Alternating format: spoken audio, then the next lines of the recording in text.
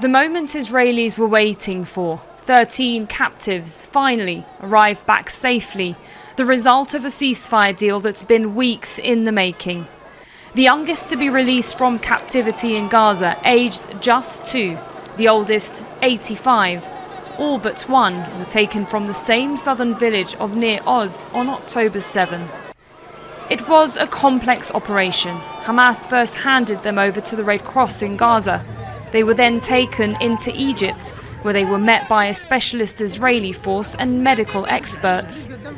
As this was unfolding, news of 12 more captives released came as a surprise. 11 Thai nationals and 1 Filipino, all said to have been working in Israel on October 7. They were all flown to Israeli hospitals for checkups and many to be reunited with their families. At the start of the war, Israeli Prime Minister Benjamin Netanyahu said there would be no negotiations with Hamas, but as he watched it all from Tel Aviv, he had this to say. Each and every one of them is a whole world, but I emphasise to the families and to you, the citizens of Israel, we're committed to the return of all our hostages. This is one of the goals of the war.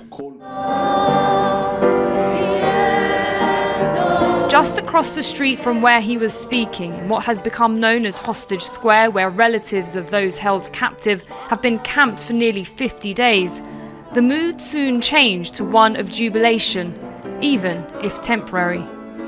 But for some of the relatives and friends of the remaining 212 captives still in Gaza, the wait isn't over. Having my grandmother back, that's an amazing thing. Knowing my grandfather is still there, that's a devastating thing. And knowing that I hope big part of the 75 members of Kibbutz Nir Oz will be released.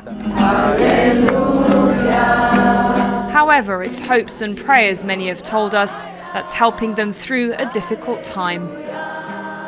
Familiar songs in unfamiliar times, but a sigh of relief not just for the families of those that are held captive, but also for all of Israelis that have been following every step of this ceasefire. The release of the captives happened at sunset, around the same time the Jewish Day of Rest started, and Shabbat candles were lit for the ones remaining behind. Sara, Khairat, Al Jazeera, Tel Aviv. Make sure to subscribe to our channel to get the latest news from Al Jazeera.